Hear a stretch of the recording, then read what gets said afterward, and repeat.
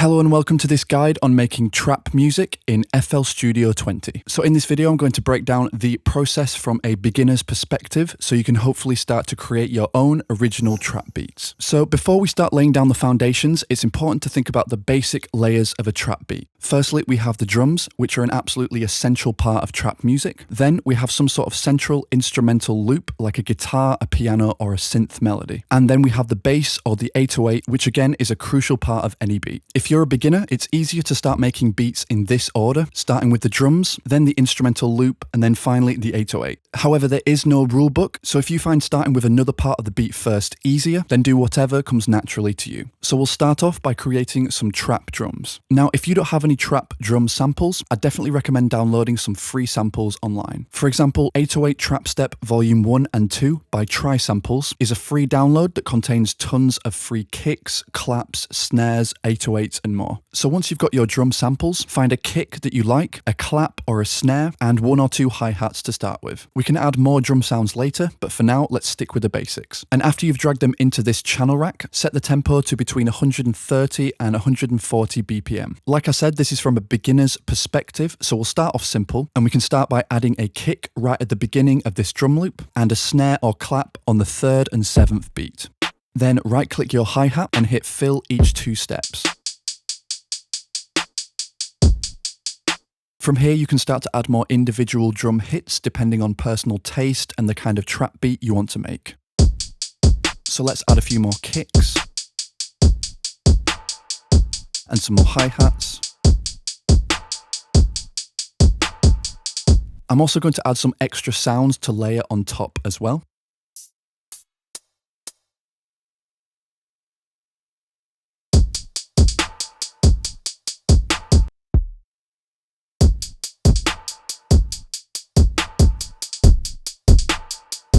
So once you have your drum loop, copy it into the playlist 4 times so we can begin to layer more sounds on top. And at this point, you want to add the main instrumental loop. So in order to create original instrumental ideas, you're going to need some VST instruments or VST synth plugins. There are some great free ones out there, such as Vital or Surge, but for this beat, I want to use one of my favorite synths of all time, which is Massive by Native Instruments. So I'm going to start with some kind of dark pad sound, and then maybe afterwards add some piano over the top. So I found this cool pad preset.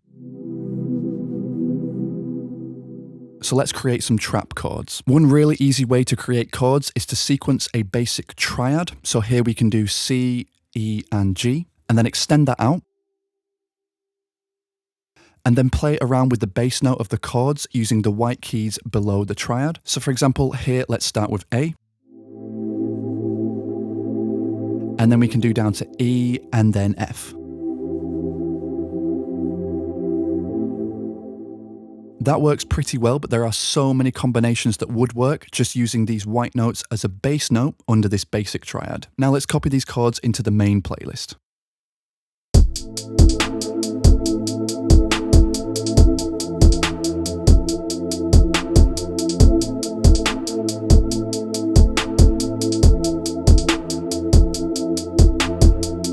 I now want to add a piano over these chords, so let's add the free soft piano instrument from Spitfire Labs, and let's play around with a subtle piano melody.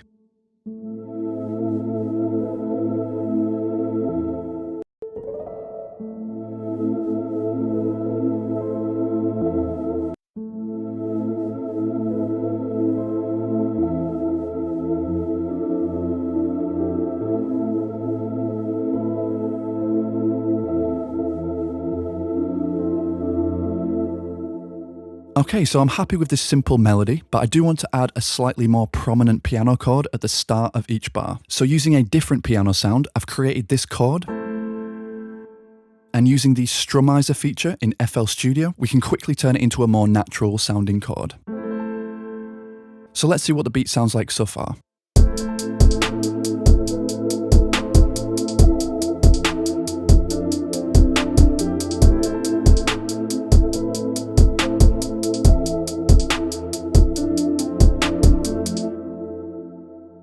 Next up, it's time to add an 808. So the most important thing to pay attention to when adding 808s is to make sure they're tuned correctly. By looking at our chords, we can see what note our bass should be landing on. So as you can see, it needs to start on A and then come down to E and so on. So now we can just load up an 808 sound and create a pattern along the correct notes.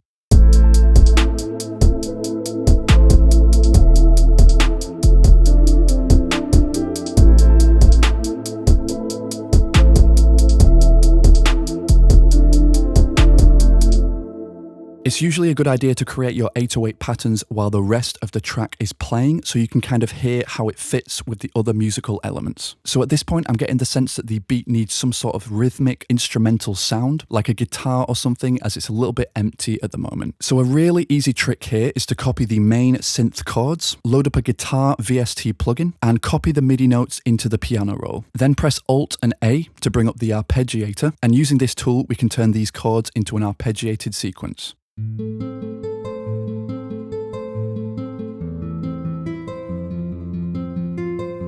So let's see what that sounds like with everything else.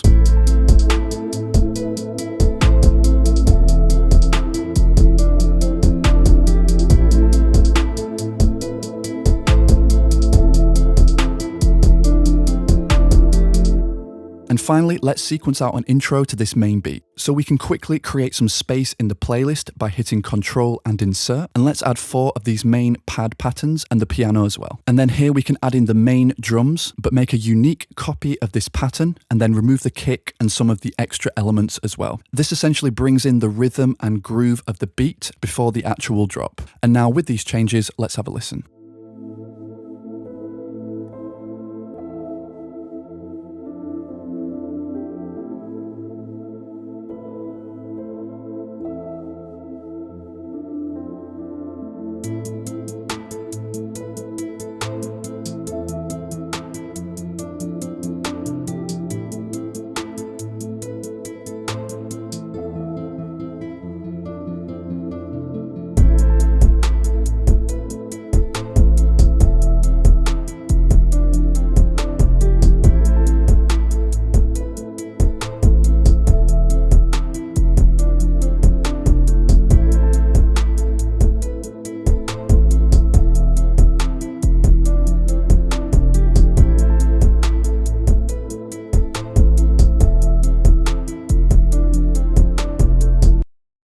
Okay, so I'm pretty happy with that as the foundation of the beat. From here, we can sequence out the full 2 or 3 minutes of the beat and add some effects and then mix and master the track. But that is an entirely separate video. I do want to create a video about mixing soon, so let me know in the comments if that's something you want to see. And if you did enjoy the video, make sure you give it a like and subscribe to support the channel. It really does mean the world. And as always, guys, thanks for watching, and I'll see you in the next video.